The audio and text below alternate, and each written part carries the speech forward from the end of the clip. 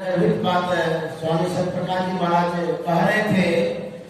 ये पहले स्थूल सगुण साकार के पुजारी थे, जो अंत की सत्ता थी, अर्थात जो विनाश वाली सत्ता थी उसकी ये पूजा करते थे। अब उस अनंत सत्ता के पुजारी बन गए हैं जिसका विनाश नहीं होता है। श्री सद्गुरु महाराज की जय। परमानंद सद्गुरु महाराज ने कहा था महर्षि सतसेवी जी महाराज से, आपने मेरी उल्लेखनीय सेवा की है, आपने मेरी उल्लेखनीय सेवा की है। मेरी सेवा ही आपकी तपस्या है, उसी तपस्या का फलस्वरूप है आज महर्षि सतसेवी जी महाराज को इस स्थिति में पाते हैं। तो गुरु महाराज ने कहा ये कैसे पाया जाता है, उनके ही वचनों में, बिंदया संतन की में ही जानना इस राह को, बिंदया संतन की में ही जानना इस राह को, हुआ नहीं होता नहीं, हाँ हुआ नहीं होता नहीं,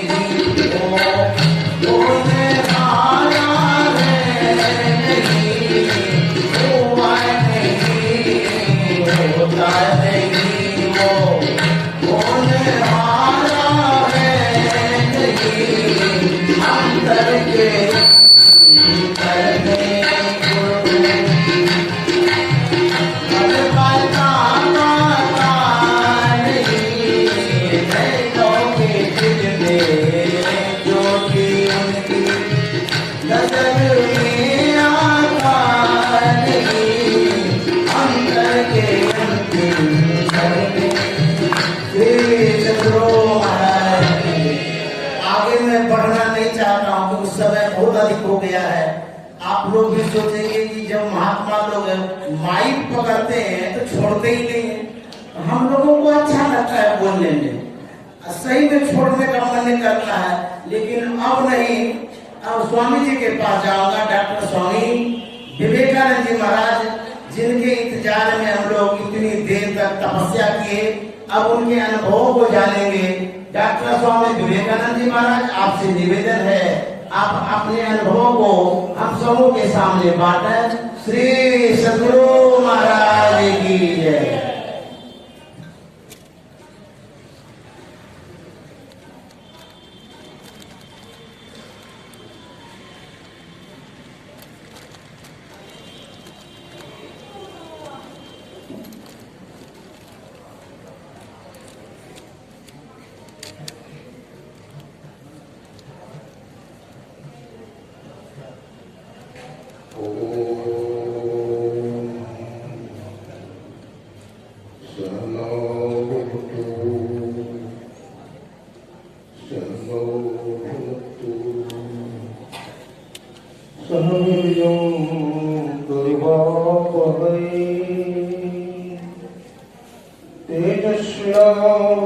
तेजस्विनावधीतमस्तु मा विद्विषावहै। ओम पूर्णमदः पूर्णमिदं पूर्णमुदच्यते पूर्णस्य पूर्णमादाय पूर्णमेवावशिष्यते। ईशावास्यमिदं सर्वं यत्किञ्च जगत्यां जगत् तेन त्यक्तेन भुञ्जीथा मा गृहः कस्यचित् धनम्। जयति जयति श्री सद्गुरु युगपद धरो। चूक से रक्षा कीजिए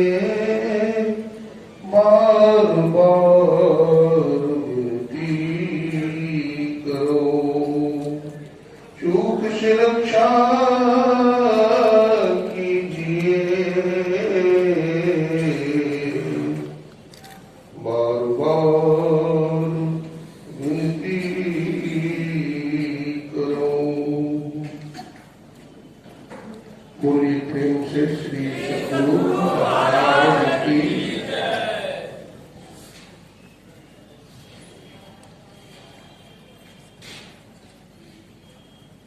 अमृत रूप में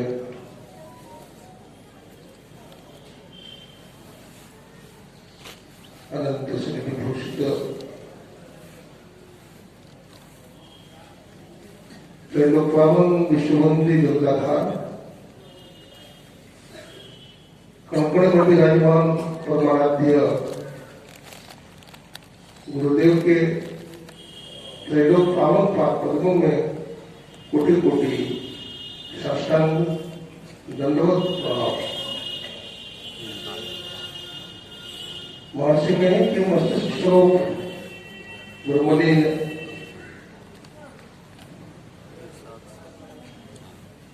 पुस्तकालय स्वरूप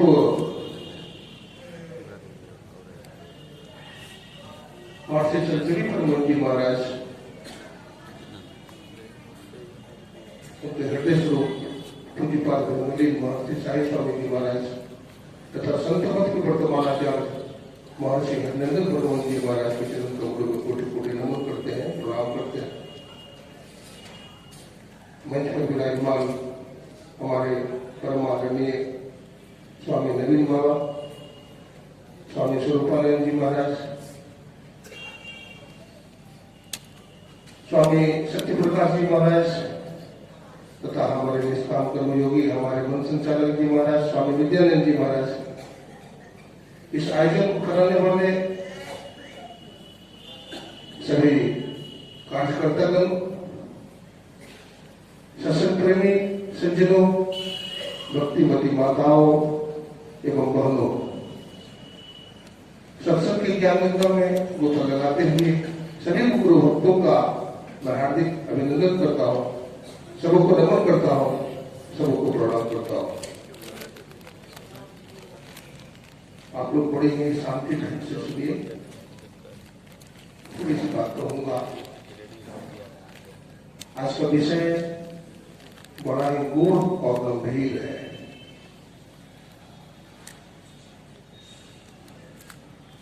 यद्यपि ईश्वर की चर्चा हमारे वेदों में, उपनिषदों में, गीता में, पुराण संतवानियों में मिलती है, लेकिन कोई भी फिलोसफर, कोई भी दार्शनिक, कोई भी संत ये नहीं कर पाए कि मैंने ईश्वर का साक्षात्कार किया, ईश्वर को जाना है। एक दार्शनिक ने कहा है कि जिन्होंने एक कहा कि मैं ईश्वर को जाना हूं, उन्होंने ईश्वर को नहीं जाना है। लेकिन जो मौन हो गए, जिन्होंने ईश्वर के संबंध में कुछ भी नहीं कहा, उन्होंने ईश्वर को जाना है। जैसे चना का पौधा देखिए, चना को मिट्टी में हम बोते हैं तो चना अपना अस्तित्व को खो देता है और उसे अंकुर निकलती है। जब तक चना अपने अस्तित्व को खोता नहीं है, तब तक उसे अंकुर नहीं निकलती है। अभी हमारे पूर्ववक्ताओं ने बहुत सुंदर ढंग से सबों ने समझाया है। अभी स्वामी सत्य प्रकाश जी महाराज जो विद्वान प्रवक्ता है, बहुत अच्छी अच्छी बात सुन रहे थे।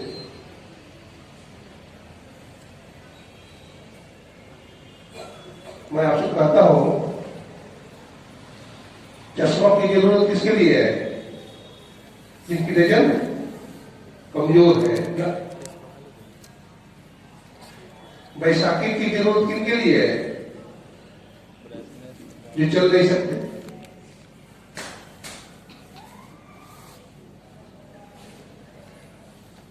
औषधि दवा की जरूरत किनके लिए है? जो बीमार है।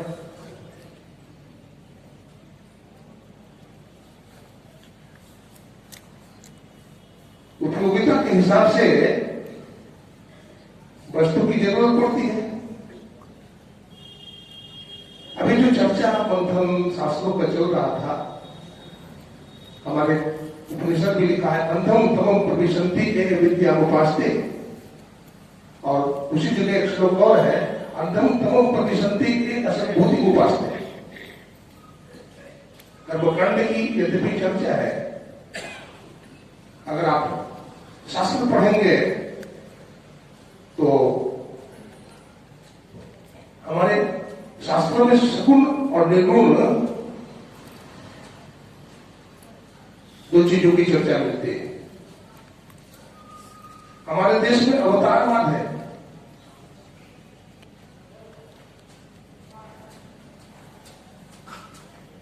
हमारे देश में सगुण पूजा भी होती है और निर्गुण पूजा भी होती है।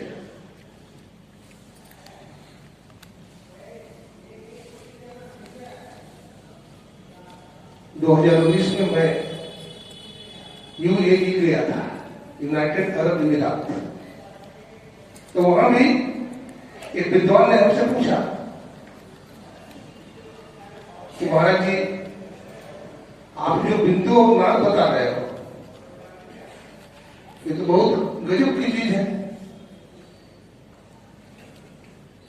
ये बात हमारी समझ में नहीं आती कि प्रकाश की बात और ये शब्द की बात, वर्णात्मक शब्द की बात, ध्वन्यात्मक शब्द की बात,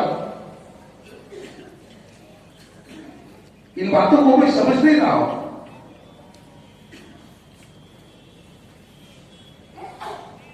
तो क्या हमारे धर्म ग्रंथ में, हमारे वेदों में, उपनिषदों में, गीता में ये जो कर्मकांड की चर्चा मिलती है, ये जाति की जो चर्चा मिलती है, क्या बेकार है?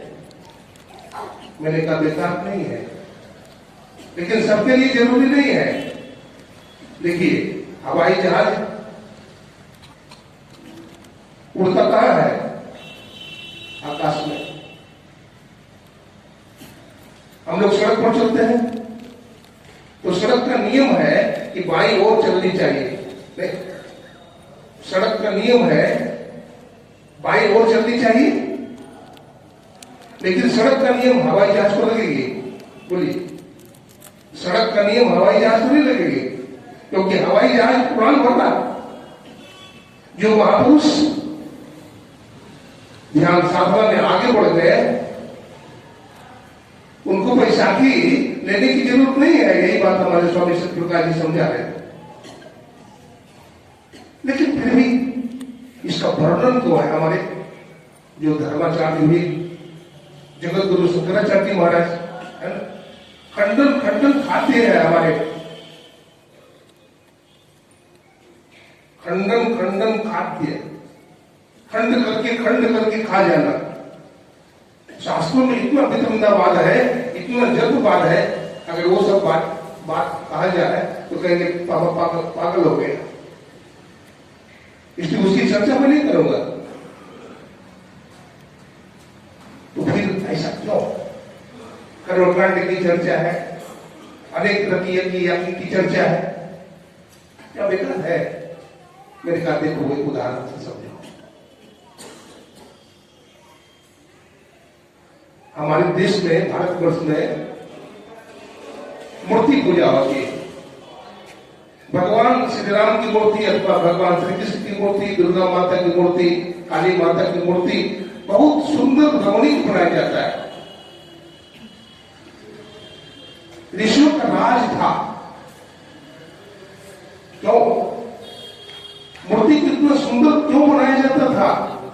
आकर्षक क्यों बनाया जाता था? मनमोहक क्यों बनाया जाता था? इसलिए कि हमारी जो ज्ञानेंद्रिय है आंख, उस रूप में तब्दील हो जाए हमारी आंख, और कुछ भी ना देखे। और देखिए मंदिर में सुगंधी अगरबत्ती जलाते हैं, सुगंधित पुष्टिवर्धन पूजा होती है भगवान की, तो सुगंधी वगैरह छिड़का जाता है। तो सुगंधी क्यों? हमारा जो नाक है उस सुगंध में ऐसे डूब जाए, ऐसे लीन हो जाए कि और कहीं का सुगंध दुर्गंध से उसको मतलब ना हो।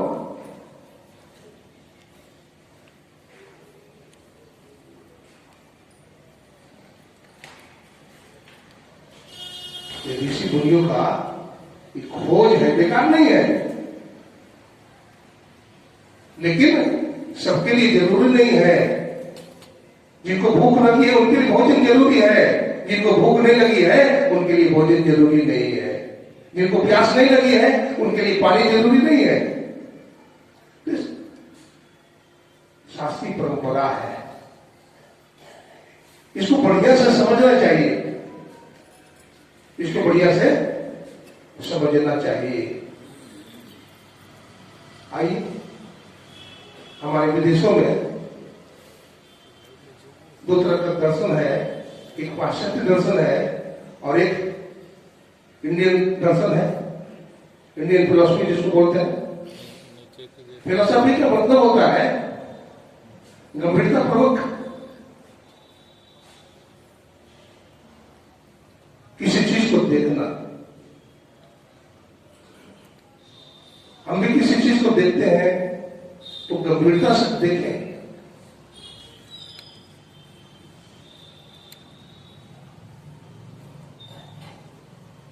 पाश्चात्य दर्शन में की थोड़ी सी बात करूंगा।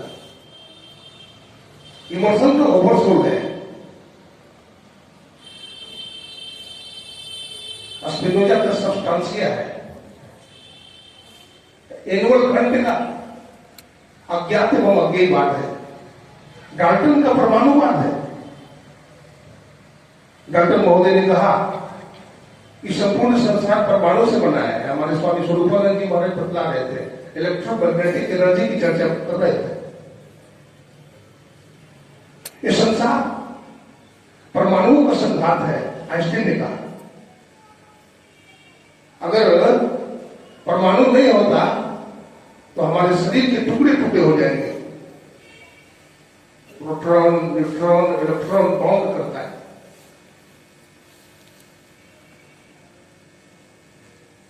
अगर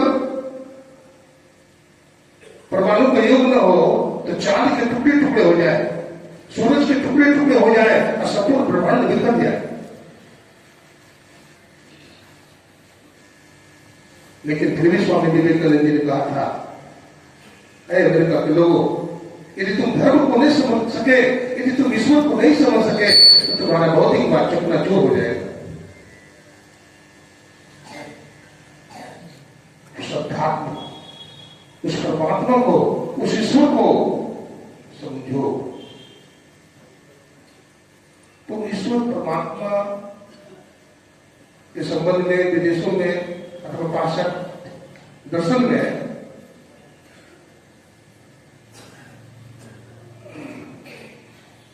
समझाने का प्रयास किया गया है। मैंने पढ़ा था साइंस में, हवा रंगहीन, गंधहीन और स्वादहीन गैस है। हवा क्या है? रंगहीन है, हवा में कोई रंग है नहीं है, कोई गंध है नहीं है, और कोई स्वाद भी नहीं है। लेकिन कैलिफोर्निया यूनिवर्सिटी में साइंटिस्ट ने, वैज्ञानिक ने रिसर्च किया। क्या किया? एक चूहा को लिया और चूहा को गैसगढ़ में छोड़ दिया। चूहा को पहले तोड़ा गैसगढ़ में छोड़ने के पहले, उसका वजन 100 ग्राम पाया गया। उस चूहा को फिर गैसगढ़ में जब छोड़ा गया तो चूहा छटपटाते में मर गया। जब चूहा मर गया तो फिर तोड़ा, उसका वजन 95 ग्राम पाया गया। बोला ये 5 ग्राम घट गया था, ये आत्मा का वजन था। मूर्ख वैज्ञानिक आत्मा के वजन को भी नापता। ये तो समझिए पाश्चात्य दर्शन है और वहां के वैज्ञानिक की बुद्धि है। लेकिन हमारे देश के ऋषियों ने क्या कहा? हमारे गुरु महाराज ने क्या कहा? अंतर की अंतिमता में गुरु है, मन पता पाता नहीं, नैनों के दिल में ज्योति उनकी नजर में आता नहीं। अंग संघर्मता प्रकट हो आता नहीं, हो रहे हैरान सागिल जल्द दिखलाता है।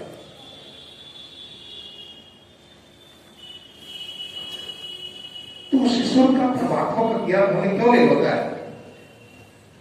क्योंकि हम सोए हुए हैं। हम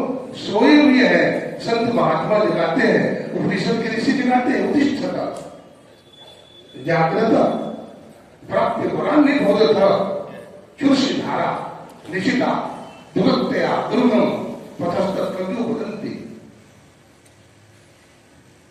अरे अरे अविद्याग्रस्त लोगों उठो, अज्ञान निद्रा से जाओ।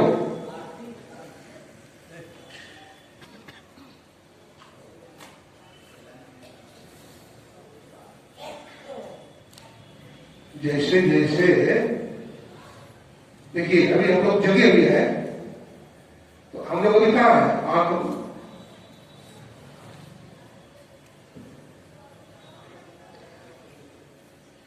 एक ऐसी अवस्था आती है कि हम स्वप्न में चले जाते हैं, तो आंख से उतर उतर के नीचे चले जाते हैं, कहा कंठ में, तो ज्ञान घट जाता है। जगा हुआ अवस्था में जितना ज्ञान रहता है, स्वप्न की अवस्था में उतना ज्ञान नहीं रहता है। और जब सो जाते हैं, गहरी नींद में चले जाते हैं, तो कुछ भी ज्ञान नहीं रहता है। पॉकेट में 10 रुपये रखते चाहे निकालना, कोई फर्क नहीं पड़ता। इस संसार में आते हैं और वो जाते हैं। संतों ने कहा कि देखो भाई, तीन ही अवस्था नहीं है, और भी अवस्था है, चौथी अवस्था भी है, जिसको तुरीय अवस्था कहा। उस तुरीय अवस्था में जाओ, लेकिन कैसे जाओगे? बिना सत्य सदगुरु की कृपा के नहीं पा पाओगे। उनसे दीक्षा ग्रहण करो, और दीक्षा लेकर के फिर क्या करो? ध्यान करो। आप देखोगे, हमारे गुरु महाराज ने कहा, जो ध्यान साधन से ही है वो ईश्वर को नहीं जान सकता है। ध्यान भजन हीन लही हो न प्रभु धन, कोका भय सुभक्त वही गाय पात्र बन, चित्त अति चंचल विषय रत केवल, सब्र भजन बल बाबू न साधन बिन, ध्यान भजन साधन करो चित आपन तन। तो ध्यान भजन कहां करो? कहते अपने अंदर भी करो। हम लोग अपने जीवन में आगे क्यों नहीं बढ़ पाए? जहां के तहां पड़े हैं।